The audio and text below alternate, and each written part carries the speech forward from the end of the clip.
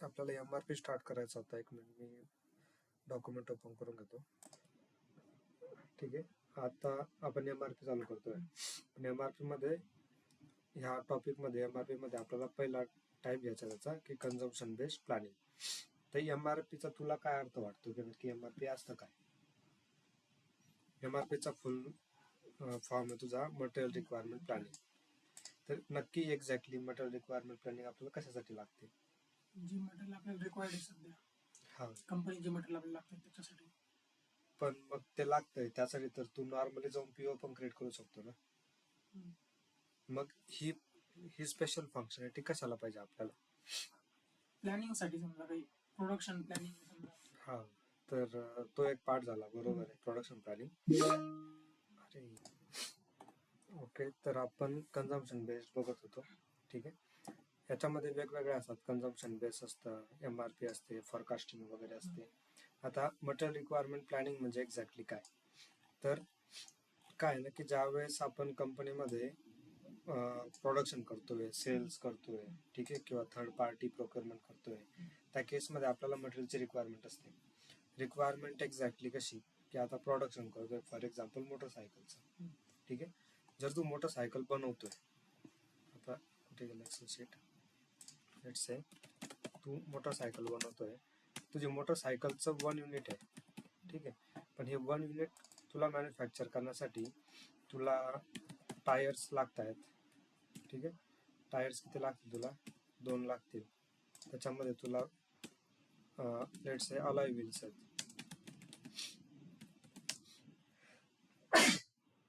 Sorry, alloy wheels 2 आहेत. ठीक आहे, एक इंजिन असणार, परत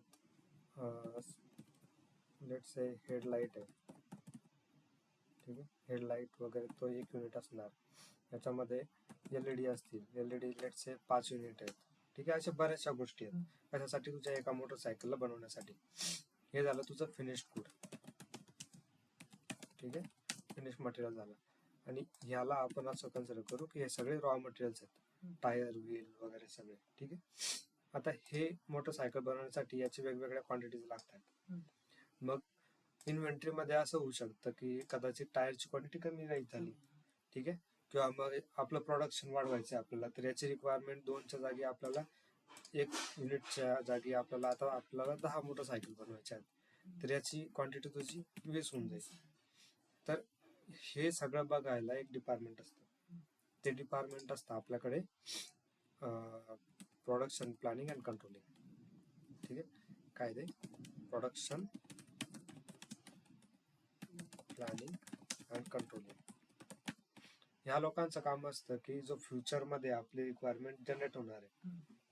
ठीक आहे, मोस्टली फ्युचर रिक्वायरमेंटवरती हे लोक काम करतात आणि त्या रिक्वायरमेंटचं हे लोक प्लॅनिंग करतात की कधी, ठीक आहे, कधी किती क्वांटिटी तुला ती डिलिव्हर करायची किंवा तुला प्रोक्युअर करायची आहे. मग ती तुझी प्रोडक्शन ऑर्डर असेल किंवा तुझी सेल्स ऑर्डर असेल किंवा थर्ड पार्टी PO असेल. ठीक आहे, कोणकोणत्या केसेसमध्ये तुला हे रिक्वायरमेंट लागणार आहे ती. आता हे रिक्वायरमेंट डिफाईन कशी होते? तर मेन काय, आता आपण इन्व्हेंटरी कुठे मॅनेज करतोय? प्लांट लेवलला. ठीक आहे, आपण MMBE मध्ये बघतो प्लांट लेवलला एक स्टॉक असतो, त्याला आपण काय म्हणतो की तो आपल्याकडे आहे अवेलेबल स्टॉक. ठीक आहे, आणि ही जी रिक्वायरमेंट आहे 2 क्वांटिटी की ते 20 लागणार आहे वगैरे, ही कशावरून समजते? ती समजते आपल्याला रिक्वायरमेंटवरून. आणि मग रिक्वायरमेंट, आता फॉर एक्झाम्पल माझ्या प्लांटमध्ये 1000 क्वांटिटी आहे. ठीक आहे, पण माझी रिक्वायरमेंट क्वांटिटी 5000ची. म्हणजे काय झालं की माझ्याकडे डिफिशियंट क्वांटिटी किती झाली? ते डिफिशियंट क्वांटिटी ही झाली 4000. मग हे जे लोक असतात PPC वाले, प्रोडक्शन प्लॅनिंग वाले, हे लोक हा डेटा इव्हॅल्युएट करतात की माझ्याकडे सध्या अवेलेबल स्टॉक किती आहे, माझी रिक्वायरमेंट किती आहे, त्या हिशोबाने माझी डिफिशियंट क्वांटिटी 4000 आहे आणि मला कधी लागणार आहे. ही फॉर एक्झाम्पल आजची तारीख 21 आहे. ठीक आहे, 21 मार्च आहे, आणि मला ही जी 4000 क्वांटिटी आहे ही लेट्स से 25 मार्चला पाहिजे. ठीक आहे, म्हणजे माझी रिक्वायरमेंट झाली 25 मार्चची, माझी रिक्वायरमेंट ते मिनिमम 4000 क्वांटिटी. हे जे प्लॅनिंग आहे, हे प्लॅनिंग करायचं काम असतं प्रोडक्शन पीपीसीच्या लोकांचं. ओके, तर ही होती तुझी ओव्हरऑल आयडिया की नक्की MRP काय असतं. ठीक आहे, रिक्वायरमेंट आणि अवेलेबिलिटीच्या बेसिसवरती आपण डिफाईन करतो कधी किती क्वांटिटी पाहिजे आपल्याला. आता ज्यावेळेस MRP आपण रन करतो, मटेरियल रिसोर्स प्लॅनिंग किंवा मटेरियल रिक्वायरमेंट प्लॅनिंग, रिसोर्स आणि रिक्वायरमेंट प्लॅनिंग, तर सुरुवातीला प्लॅनिंग रनचा अर्थ आहे की आपण हे जे लोक आहेत पीपीसी वाले यांनी एक प्लॅनिंग बनवली. ठीक आहे, प्रत्येक गोष्टीच्या हिशोबाने. ज्यावेळेस ते लोक प्लॅनिंग बनवतात तिथे तुझी डेट पण येते, क्वांटिटी पण येते, कुठल्या मटेरियलसाठी प्लॅनिंग आहे. कारण सिस्टम मध्ये, म्हणजे सिस्टम सोडून दे, आपल्या प्लांट मध्ये 1000 मटेरियल असतील, 5000 मटेरियल्स असतील. मी क्वांटिटी नाही म्हणत, मी मटेरियल्स म्हणतोय. ठीक आहे, आणि तर 10,000 मटेरियलसाठी वेगवेगळी रिक्वायरमेंट असणार आहे. तर ते लोक त्या हिशोबाने प्लॅन करतात की माझे 10,000 मटेरियल ते एका प्लांटमध्ये, लेट्स से P001 प्लांटमध्ये माझे 10,000 मटेरियल्स आहेत. तर ते मटेरियल्स मला रिक्वायर्ड, ते कशाच्या बेसिसवरती रिक्वायर्ड आहेत, या गोष्टीच्या म्हणजे प्रोडक्शनच्या बेसिसवरती, production order, sales order, third PO किंवा काहीतरी रिझर्वेशन असेल. ठीक आहे, किंवा तुझी इंडिपेंडंट रिक्वायरमेंट असेल. ठीक आहे, याच्या बेसिसवरती तुझी रिक्वायरमेंट असते. ते लोक सांगतात की माझे 10,000 मटेरियल्स, त्या 10,000 मटेरियल्सची XYZ क्वांटिटी, आणि हे कधी लागणार आहे वगैरे, या सगळ्या गोष्टी हे प्लॅन केलं जातं अगोदर.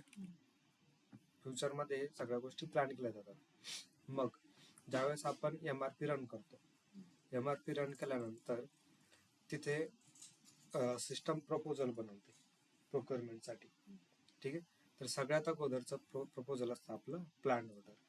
आता जसं आपण PR बघितलं, आता PR काय होतं, आपलं इंटरनल डॉक्युमेंट होतं. ठीक आहे, सिमिलरली प्लॅन ऑर्डर हे पण आपलं इंटरनल डॉक्युमेंट आहे.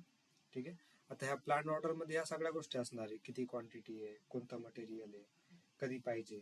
ठीक आहे, ह्या सगळ्या गोष्टी झाल्या. याच्यामध्ये जर तुला चेंजेस वगैरे करायचे असतील तर ह्या चेंजेस करायला एक पर्टिक्युलर पर्सन असतो, त्याला आपण म्हणतो MRP कंट्रोलर. म्हणजे हा जो कंट्रोलर आहे तो प्लॅनिंग टीमचाच एक सदस्य असतो. तो सांगतो की ठीक आहे, मला एक पर्टिक्युलर मटेरियल आहे, मला ह्या मटेरियलचे 2000 नाही, माझं 3000 रिक्वायरमेंट आहे. ठीक आहे, किंवा मग प्लॅनिंगची डेट वेगळी असेल, मला 13 मार्चला नको, मला 15 मार्चला हवं. ठीक आहे, ह्या ज्या गोष्टी आहेत चेंज करायचं, ह्या सगळ्या इंटरनल ऑर्डरमध्ये, इंटरनल प्लॅन ऑर्डरमध्ये आपण चेंजेस करू शकतो. ज्यावेळेस प्लॅन ऑर्डर बनते त्यानंतर आपल्याकडे 2 ऑप्शन असतात.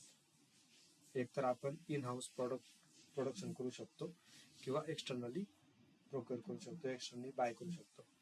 आता इन हाऊस प्रोडक्शन म्हणजे काय, जर मटेरियल ते रॉ मटेरियल आहे फॉर एक्झाम्पल. ठीक आहे, आता लेट्स से आपण मोटरसायकलचीच फॅक्टरी घेतली, ते लोक व्हील स्वतःच बनवतात. ठीक आहे, जर हे व्हील स्वतः बनवत आहेत तर मोस्ट प्रॉब्ली ते काय करतील, ते त्यासाठी प्रोडक्शन ऑर्डर बनवतील.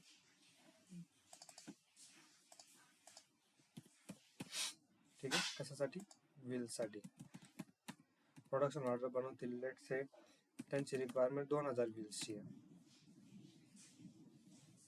त्यांची डिलिव्हरी त्यांना 20 मार्चला पाहिजे, जी काही तारीख असेल वगैरे त्या हिशोबाने ते इंटरनली ह्या गोष्टी बनवू शकतात मॅन्युफॅक्चरिंग. किंवा दुसरी केस, आपला हा P001 प्लांट आहे, त्या प्लांटमध्ये माझ्याकडे 6000 क्वांटिटी आहे अवेलेबल, आणि माझं प्रोडक्शन मला पाहिजे P002 मध्ये, तर मला किती पाहिजे, 2000 पाहिजे. तर मी काय करू शकतो, P001 मधून 2000 घेऊ शकतो इकडे. ठीक आहे, म्हणजे इथे मी ट्रान्सफर करणार आहे, 6000 मधून इथे 2000 पाठवून देणार. तर ह्या केसला आपण काय म्हणतो, स्टॉक ट्रान्सपोर्ट. स्टॉक ट्रान्सपोर्ट ऑर्डरच्या बेसिसवरती आपण आपली जी रिक्वायरमेंट आहे ती फुलफिल करू शकतो. ठीक आहे, हा झाला तुझा इन हाऊस प्रोडक्शन बद्दल किंवा इन हाऊस प्रोक्युरमेंट.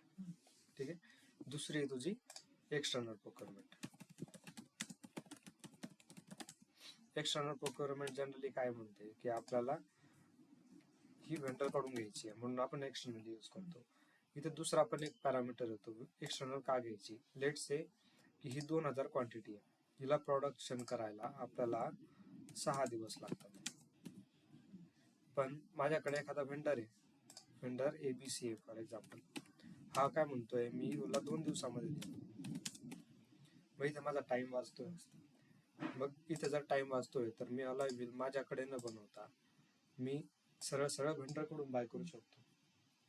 आता ज्या सिच्युएशन मध्ये मी हे जे व्हील्स आहेत ते व्हेंडर कडून बाय करतोय, तर इथे माझ्याकडे 2 अजून प्रपोजल्स आहेत. पहिला प्रपोजल आहे परचेस रिक्विजिशन, ठीक आहे, आणि दुसरा प्रपोजल आहे शेड्युलिंग ऍग्रीमेंट. ठीक आहे. परचेस रिक्विजिशन आपण बघितलंय. आता आपण ज्यावेळेस परचेस रिक्विजिशन बनवत होतो त्यावेळेस आपण काय करत होतो की ME51 यांनी गेलो मॅन्युअली परचेस रिक्विजिशन बनवली, तिथे क्वांटिटी टाकली, मॅन्युअली टाकली, तिथे व्हेंडर वगैरे मॅन्युअली टाकला. ठीक आहे. पण ज्यावेळेस आपण MRP रन करतो, ठीक आहे, MRP ज्यावेळेस आपण रन करतोय त्यावेळेस आपल्याकडे फिजिबिलिटी असते की इथे जी काय क्वांटिटी येणार आहे परचेस रिक्विजिशन मध्ये, आता माझ्याकडे इथे 2000 क्वांटिटीची रिक्वायरमेंट आहे. ह्या 2000 साठी ऑटोमॅटिक तुझा PR बनणार. ही क्वांटिटी सिस्टम डिसाइड करणार कशाच्या बेसिसवरती की माझ्याकडे प्लांट लेवलला किती स्टॉक अवेलेबल आहे, कितीची रिक्वायरमेंट आहे माझ्याकडे, किंवा किती टीपी सेट क्वांटिटी आहे त्याच्या हिशोबाने रिक्वायरमेंट मी डिफाईन करणार. हा ओके, हे चालवतं आपलं परचेस रिक्विजिशन. तर हे 2 प्रपोजल्स आहेत, एक तर परचेस रिक्विजिशन आणि शेड्युलिंग ऍग्रीमेंट. शेड्युलिंग ऍग्रीमेंट आपण अजून बघितलेलं नाहीये, ठीक आहे, ते बघायचं आपल्याला पुढे येणार आहे.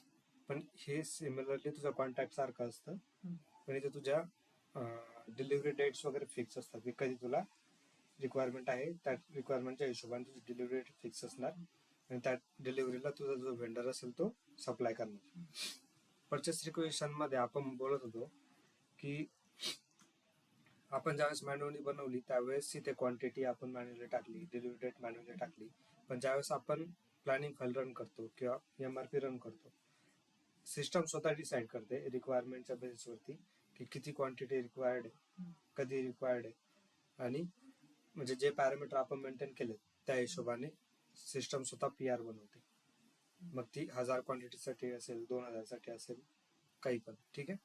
आणि त्यानंतर सिस्टम ऑटोमॅटिक तिला परचेस ऑर्डर मध्ये सुद्धा कन्वर्ट करू शकते. जर तुला मॅन्युअली परचेस ऑर्डर मध्ये कन्वर्ट करायची आहे, मॅन्युअली सुद्धा करू शकतो. आणि सेम प्रोडक्शन ऑर्डरला सुद्धा तुला ऍक्च्युअल ऑर्डर प्रोसेस करायची त्यावेळेस प्रोडक्शन ऑर्डरला प्रोसेस ऑर्डर मध्ये कन्वर्ट करता येईल. तर हे ओव्हरऑल स्ट्रक्चर झालं तुझा MRP कसा रन होतो. पण आता याच्यामध्ये हे कसं डिसाइड होतं की हे इन हाऊस प्रोक्युअर होणार आहे किंवा इन हाऊस मॅन्युफॅक्चरिंग होणार आहे किंवा तुझं एक्सटर्नली बाय करायचं तुला.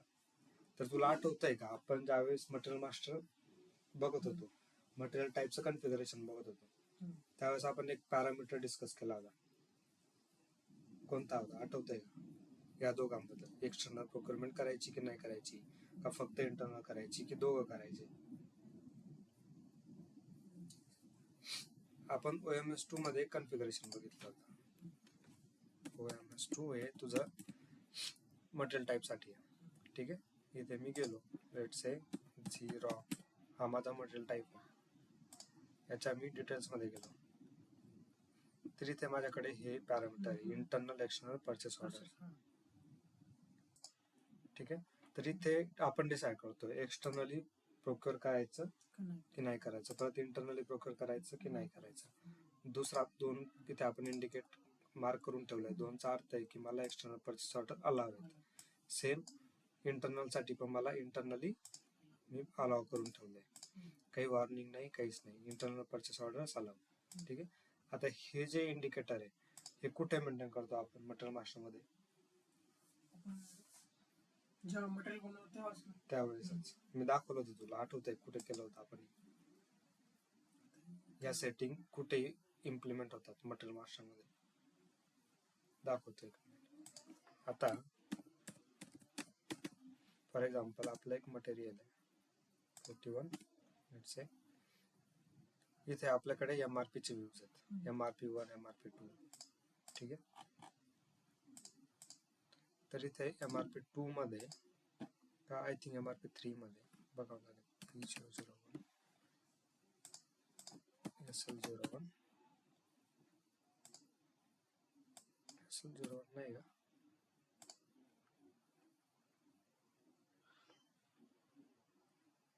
कोणती सिस्टम आहे?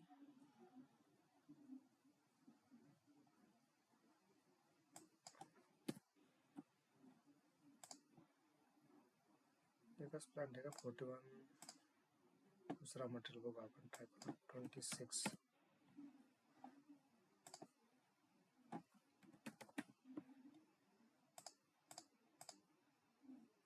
ओके.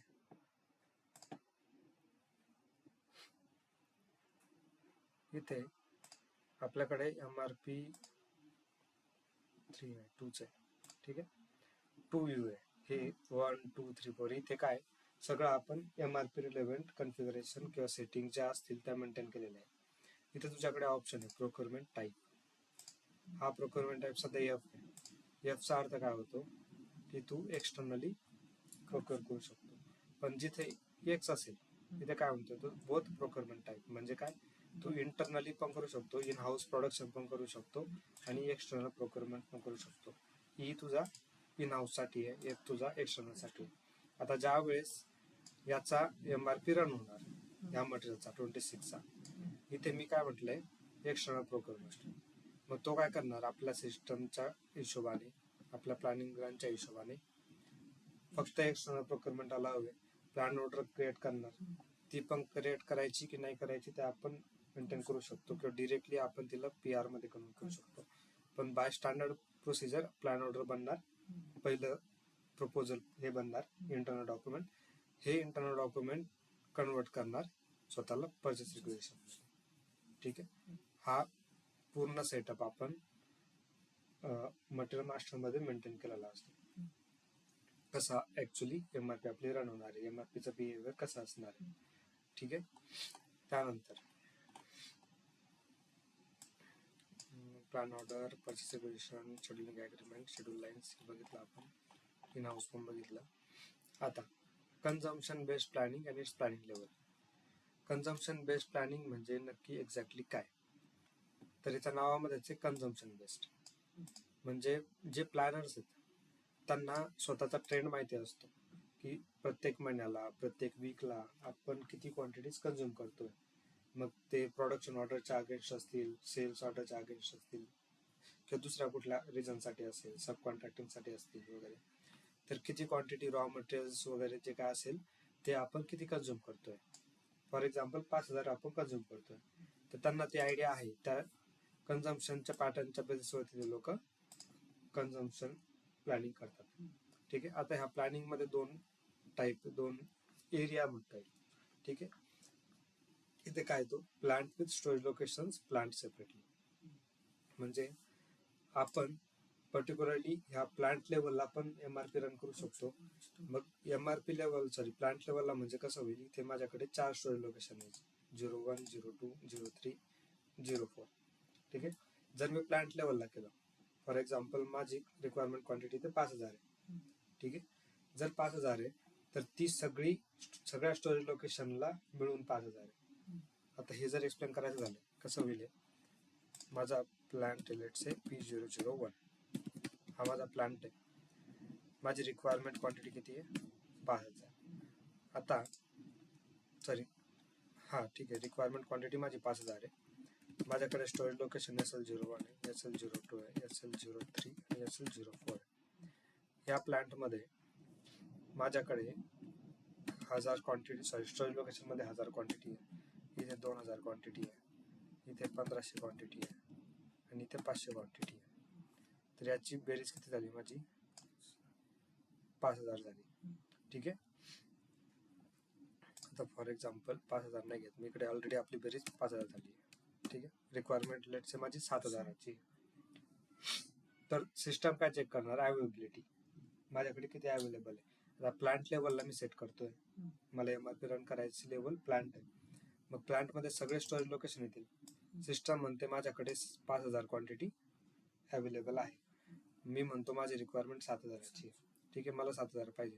मग 5,000 जर ऑलरेडी अवेलेबल आहे तर माझी ऍक्च्युअल रिक्वायरमेंट किती होते, डिप्रिशिएट क्वांटिटी 2,000 आहे. मग सिस्टम म्हणेल की ठीक आहे मी 2,000 साठी PR बनवतो किंवा प्रोडक्शन ऑर्डर करतो. ठीक आहे, हा झाला पहिला केस. दुसरी केस, इथे मी स्टोरेज लोकेशन लेवलवरती सुद्धा मेंटेन करू शकतो. मग जर मी म्हणालो की माझी रिक्वायरमेंट फॉर एक्झाम्पल एका पर्टिक्युलर स्टोरेज लोकेशनला या SL01 साठी माझी रिक्वायरमेंट 5,000ची, सातच घेऊ आपण.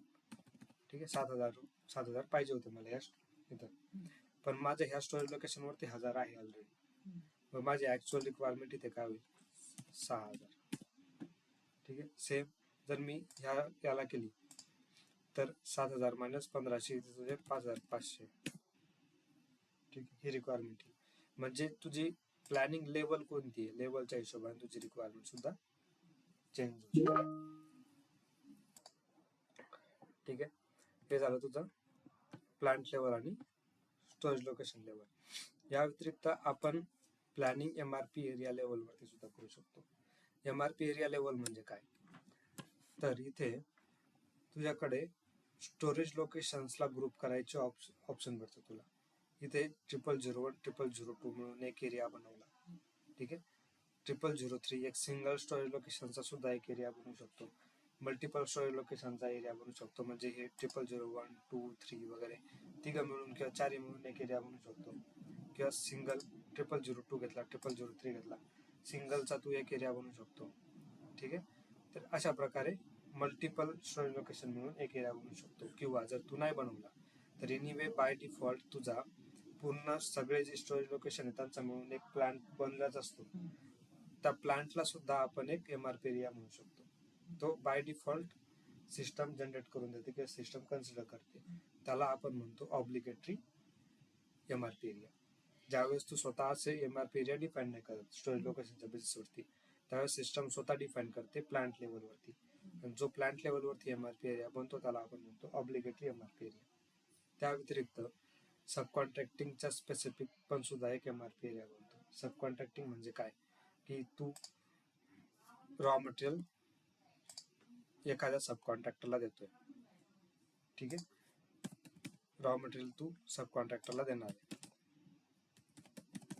सब कॉन्ट्रॅक्टर तुला त्याच्या बदल्यामध्ये फिनिश मटेरियल देणार आहे. ठीक आहे, आता फॉर एक्झाम्पल प्रत्येक महिन्याला तू 1000 क्वांटिटी या सब कॉन्ट्रॅक्टरला देतो. या 1000 क्वांटिटीच्या बदल्यामध्ये 1000 फिनिश गुड्स किंवा त्याच्यावर प्रोसेस करून तो लेट्स से 500 फिनिश गुड्स तुला देतोय, काही पण क्वांटिटी असेल ती. ठीक आहे, आपल्याला क्वांटिटीची घेणं नाही किती भेटतंय परत, पण आता आपण देतो किती याला 1000. दर महिन्याला आपण याला 1000 देणार आहे. म्हणजे याला जर 1000 द्यायचे तर आपल्याकडे त्या असायला पण पाहिजे.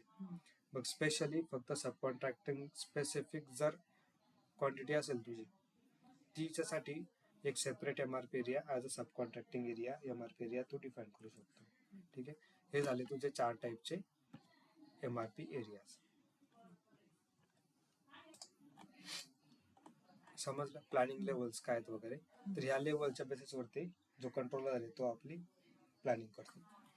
त्यानंतर हे बघ, ऑब्लिगेटरी प्लांट MRP एरिया. तो काय म्हणतोय, obligatory plant MRP areas are automatically created by activating planning with MRP areas. The numbers match the plant numbers. If no further MRP area exists, the plan MRP area covers the entire plant. जर तुझा MRP area exist करत नाही तर MRP area तुझा directly पूर्ण plant consider करतो. आणि हे कधी होतं, ज्यावेळेस तू activating planning with MRP area. जर MRP एरियाच्या लेवलवरती प्लॅनिंग ऍक्टिव्हेटेड असेल तर तो स्वतःहून बनवतो आणि MRP एरियाचा नंबर हा तुझ्या प्लांटच्या नंबरच्या इक्वल असतो. म्हणजे P001 माझा प्लांट आहे तर MRP एरिया सुद्धा तो P001च कन्सिडर करणार. ठीक आहे, बाकी स्टोरेज लोकेशन एरिया त्याचा ग्रुपिंग वगैरे होते. सब कॉन्ट्रॅक्टिंग एरिया सांगितलं मी. आता प्रेरिक्विसाइट्स. कन्झम्पशन बेस्ड प्लॅनिंगसाठी प्रेरिक्विसाइट काय असतात, म्हणजे अशा गोष्टी की ह्या नसतील तर तुझा MRP रन नाही होत. ठीक आहे, या बेसिक गोष्टी आहेत की ज्या आपल्याला पाहिजे.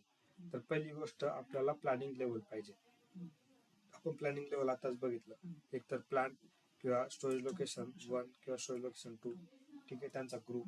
ठीक आहे, या दोन गोष्टी, दोन पैकी एक कुठली तरी गोष्ट आपल्याकडे पाहिजेच. सेकंड गोष्ट, तुझा MRP हा प्लांट लेवलला ऍक्टिव्हेटेड पाहिजे. इथे प्लांट 1000 आहे. कस्टमायझिंग मध्ये 1000 प्लांटसाठी हा MRP ऍक्टिव्हेटेड पाहिजे, पहिली गोष्ट.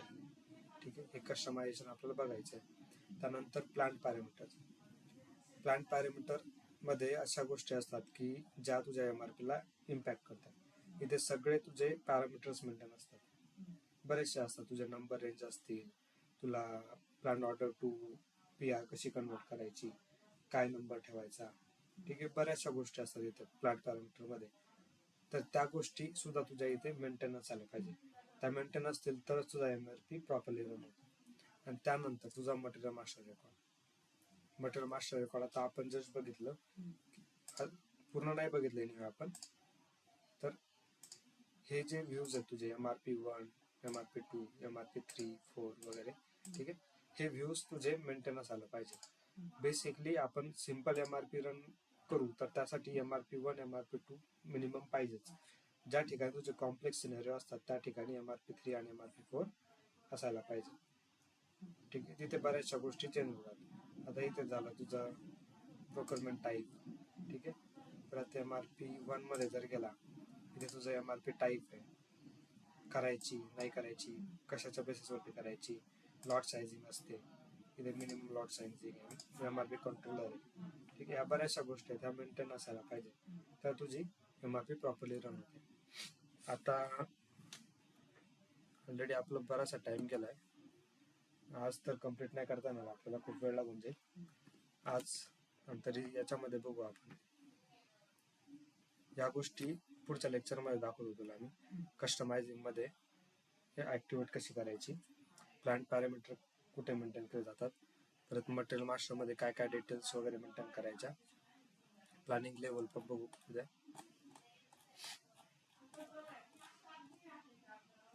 लेसन 2 एनिवे, लेसन 1 तर आपला संपलाय आज, पण हा घेऊन टाकला असता पण ठीक आहे, आपल्याकडे टाइम नाही सध्या, तर हे उद्या बघू आपण.